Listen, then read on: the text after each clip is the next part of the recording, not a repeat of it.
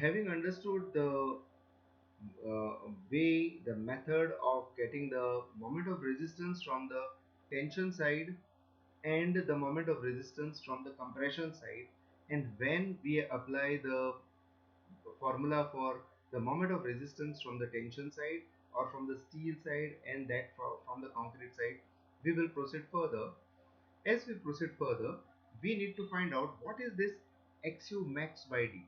We had just now talked about the comparison between XU by D and XU max by D, and based on that we come to know whether the steel is getting yielded or the compressive force becomes to leads to the concrete getting yielded. So let us understand that part. Limiting values or the maximum values XU max by D. Okay, limiting value of XU by D or XU max by D as it is always called.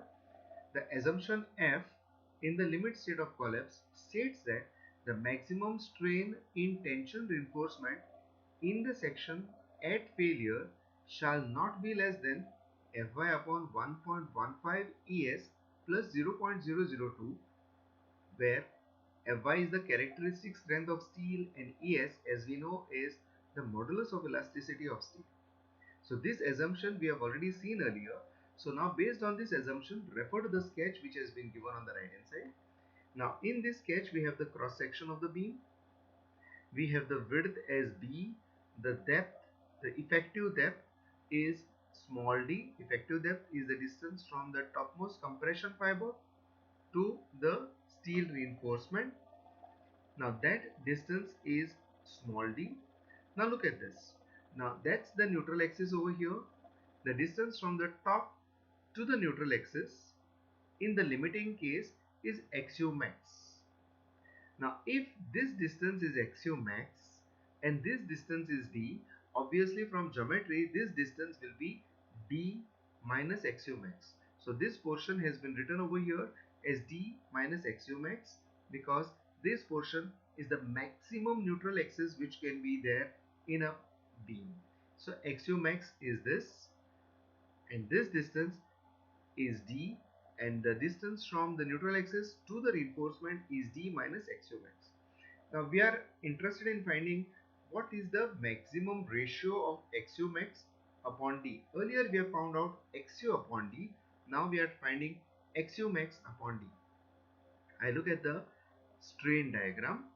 We know that at any point of time, due to the ultimate load, the steel over here undergoes a strain, and the strain is maximum over here equal to this much, that is Fy upon 1.15 ES.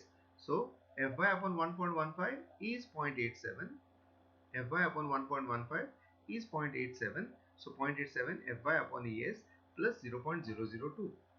This side, the strain over here maximum in concrete is 0.0035. So using similar triangles property, if I use the property of similar triangles, now this triangle obviously is similar to this triangle because this side is parallel to this side, this is a straight line, and that's a straight line. So both the triangles are similar triangles, so I can easily write XU max upon the corresponding side is this, so XU max divided by this distance, that is d minus XU max, will be equal to the corresponding base over here 0.0035 divided by the corresponding base of the other triangle 0.087 Fy upon Es plus 0.002. So I get a very important relationship over here which I solve. Another two steps are there in between. What I do is I use reverse over here. So this comes the numerator, this becomes denominator, this comes numerator, this comes denominator. Simplified, I get XU max upon D will be equal to 0.0035 divided by 0.87 Fy upon Es plus 0.00555. Now, a very important relationship is this. That means my maximum XU or the XU max upon D is given by this relation. Now look at this relation. This relation of XU max upon D has a number over here. That's the strain, but it is just a number. Now in this case, this is just a number, This is also a number. When I say just a number, it has no units attached to it. Now ES, when I'm looking at ES, it is the modulus of elasticity of steel, which we all know as per the code. We take 2 into 10 raised to 5 Newton per mm square. And look at this. In the whole term, we have only one Fy. Now Fy is the characteristic strength of the steel. So which means the axiomax by D is related to only the type of steel. Whatever concrete we may be using over here, it has no relevance. Axiomax upon D is based only on Fy. Look at this. So axiomax by D is only based on Fy. It does not have any concrete or any other parameter. It has only the type of steel. So which means we come to a very important conclusion from here. Therefore, the limiting value of the neutral axis, that is axiomax by D, is dependent only on the type of steel used. Whether I have used mild steel, that is Fe250, or Tor steel, that is Fe415, Fe500, whatever. So only depending upon type of steel we can get this. So the code does something further. Substituting the value of 250 over here, axiomax by D, for the mild steel, we need to substitute Fy as 250 over here. Es, as I have said earlier, is 2 into 10 raised to 5 newtons per mm square. So for 250, axiomax by D comes to 0.53. For Fe415, substitute Fy as 415, we get axiomax by D as 0.48. And for 500, put this value as 500, axiomax by D comes to 0.46. A very important relationship which has been given on the page number 70 of the code. Okay, note the limiting values of the depth of the neutral axis. This is the limiting value for different grades of steel based on this assumption are given here. Now these all have come based on this relation over here. This relation which we have just got from the similar triangles of the compression zone and the tension zone. Now, another important relationship for me is, given the bending moment, how much should be the minimum depth of the beam? Maximum, I would be very happy, because as the depth goes on increasing, its capability of resisting the force will be more. Why do I say its capability of resisting the force will be more? Only because as the depth goes on increasing, the effective depth goes on increasing. As the effective depth goes on increasing, D minus 0.416 XU, that is the lever arm, D minus 0.416 XU, this lever arm also goes on increasing. So as the lever arm increases, we all know force into lever arm is the bending moment or the couple. Now as the lever arm increases for the same force, the bending moment resisting capacity increases. So what I am interested in knowing is, what is the minimum depth I should be having? Depth can be more than this, but it should not be less than this. Now we know that from the previous discussions, mu limiting from the concrete side is given by this. We are looking at it from the concrete side because in the concrete side the failure is sudden. If the failure occurs because of the compression controlled one, then the failure is sudden. So we are looking at the concrete side. Mu limiting is 0.36 axiomax by D into bracket all this. Now look at this. In this relationship, we have this D square. So I can keep D square on one side and take all the terms on the other side. I keep D square on one side. I take mu divided by all the rest of the terms over here and take the square root sign. I will be getting the value of D. So on most of the occasions, please note, on most of the occasions, the width of the beam is fixed by the architectural considerations such as the width of the wall, the column width, etc. The architectural conditions or the architect demands that the width has to be this much. In India, most of the times the width is taken as 230 mm for the beam. It is taken as 230 mm for the beam. Now why it is taken as 230 mm? Because our wall sizes are 230 mm. Standard all over the India. Mostly the beam size is taken as 230 mm. At few places the beam sizes can vary. Okay, so when the B is fixed, finding D will be square root of this portion divided by rest of the things, which I have written as K into FCKB, where K is all this term, all the rest of the terms which come over here. So based on this, we get the value of the minimum most D we can take. Minimum most D, the least effective depth we can take. What I would recommend is, please, whatever D we get over here, please take at least 2 to 2.25 times the D, because then we will be having, if we use the same D many a times, we have the problems of the steel not getting strained to its yield strain. Steel does not get strained to the yield strain. The concrete reaches the maximum stress. As per this, the concrete reaches the maximum stress, but the steel remains under stressed or under strained. Steel remaining unstrained is a big problem, because we could have a sudden failure, a brittle failure over there. So my recommendation is, based on whatever D we get over here, please take double of it to 2.25, somewhere around that region, and round it off on the higher side whatever you get. So that would be giving you a comfortable strain condition. Now, what is the under-reinforced, balanced, or over-reinforced section? As explained earlier in the previous sessions, when the reinforcement provided in a section is less than the balanced reinforcement, the section is under-reinforced. For balance condition, whatever reinforcement is required, if it is provided less than that, it is under-reinforced. In an under-reinforced beam, the steel reinforcement yields much earlier, whereas concrete fibers in compression, they do not reach their maximum yield stress even at the ultimate load. Now we find that the failure in under-reinforced beam is a tension controlled failure, and it is ductile. It gives us lot of time to contemplate that there is something wrong.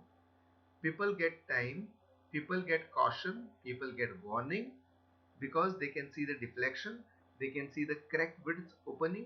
Many a times the plaster falls down, so people get a chance to run to safety.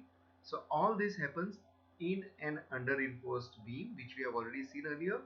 Now mathematically, if the value of XU is less than XU max, which we have computed just now, or XU by D is less than XU max by D, the section is an under reinforced section. Mathematically, which we had not put earlier, now we are saying that XU by D is less than XU max by D, it's an under reinforced section, or XU is less than XU max. Coming to the over reinforced section, when the reinforcement provided in a section is more than the balance requirement, the balance reinforcement, the section is over reinforced section. During the loading, the concrete fibers in compression yield much earlier, whereas steel reinforcement in tension do not reach its maximum yield stress even at the ultimate load. This happens in case of over reinforced section. Now, this over reinforced section shows a compression controlled failure. The failure is brittle in nature. It does not give any warning, no time to run for safety. The concrete gets crushed in compression and sudden failure is noticed. Now all this we have discussed earlier as far as a over-reinforced beam is concerned. Now mathematically, if the value of XU is greater than XU max, or XU by D is greater than XU max by D, this section is a over-reinforced section. So XU max we have found out. So XU by D is greater than XU max by D, the section is an over-reinforced section. I would recommend never have an over-reinforced section, preferably going for a under-reinforced section. Now in case wherein XU is equal to XU max, or XU by D is equal to XU max by D, which hardly is a reality in most of the conditions, most of the times we will not get this case. but still idealistic, we can imagine XU by D is equal to XU max by D. The reinforcement is just the balance reinforcement. We find that the steel as well as concrete at the ultimate load reach their maximum. Steel is yielded, concrete has reached a maximum strain of 0.0035, the stress in concrete is 0.446 FCK, and everything is beautiful. But even a small increment of load more than this can lead to crushing of concrete, because concrete will not be able to take any more load. The concrete will not be able to take any more strain. The concrete has already yielded to its maximum. Though remember, steel can still yield. Concrete will crush and there could be a failure, a certain brittle failure. Now mathematically, if the value of XU is equal to XU max, or XU by D is equal to XU max by D, the section is a balanced section. So we have got a balanced section over here. Now coming to the analysis. Now after doing all these equations, let us look at the analysis. If we are supposed to solve a problem, we are trying to find the moment of resistance, what are the steps? Please remember, we are going to follow only these steps when we are solving for analysis.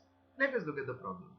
In the analysis type of problems, the task is to find the moment of resistance of the beam. Sometimes after finding the moment of resistance of the beam, we may be asked what is the superimposed load, say UDL, say its own self weight, say some concentrated loads. How many loads or what are the different types of loads which we can permit on the beam? Another variant of the analysis could be find the moment of resistance and find out if these particular loads are safe. If we apply these loads, the beam will be able to take on it. Maybe the UDL or maybe the point load. So there could be three different variants. One could be just find the moment of resistance.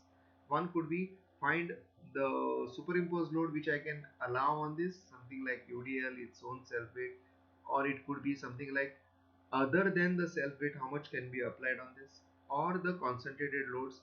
And the third one could be these are the loads applied on the beam. Is it safe or is it going to collapse? So what is the procedure? The solution is this.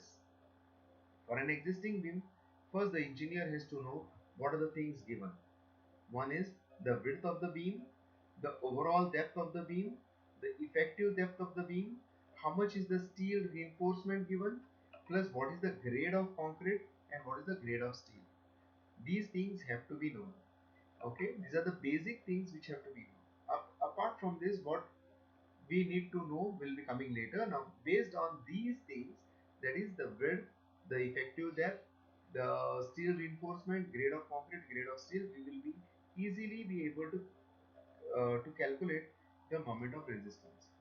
Now what are the steps?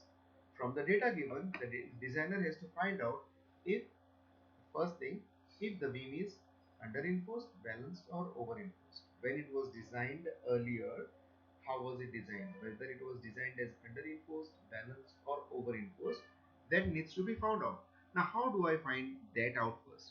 So first thing is calculate the value of XU by D from IS 456 clause G 1.1a. We have already seen this before. So from that find XU by D. Check the value of XU max by D from IS 456 clause 38.1. It has been given in the table that also we have discussed. So now we have XU by D, we have XU max by D. We have got both the values. Now compare XU by D and XU max by D. Having compared these, we are led to three conditions. First condition, XU by D is less than XU max by D. Second one can be XU by D equal to XU max by D. Third one, XU by D greater than XU max by D. Now first condition is if XU by D is less than XU max by D. In that case, we infer that the beam is underinforced and we can safely use IS 456 clause G 1.1b to get the value of ME, which we have already discussed earlier. So directly use IS 456 clause G 1.1b, get the value of moment of resistance. If XU by D is equal to XU max by D, that means the beam is a balanced section, and use IS 456 clause either G1.1b or 1.1c, either of them. Both will give me the same value of moment of resistance.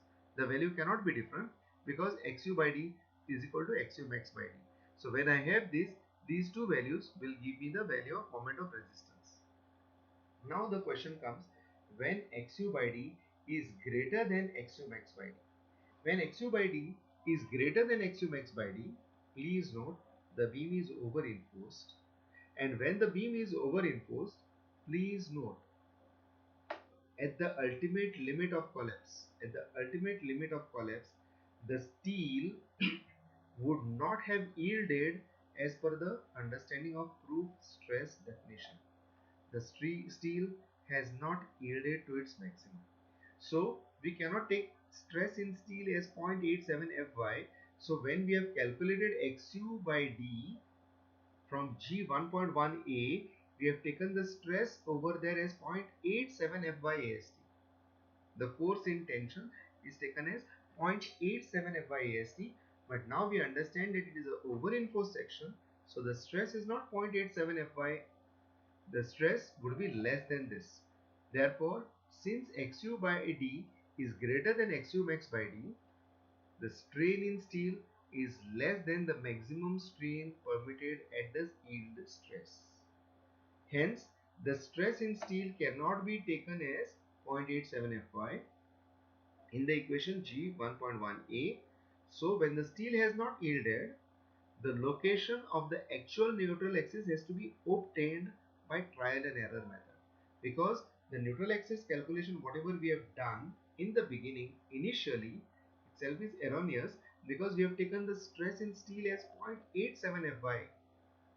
In this case we know that it is not 0.87 Fy, but it will be less than this. So the location of the neutral axis is wrong and we need to correct it by trial and error method called strain compatibility method.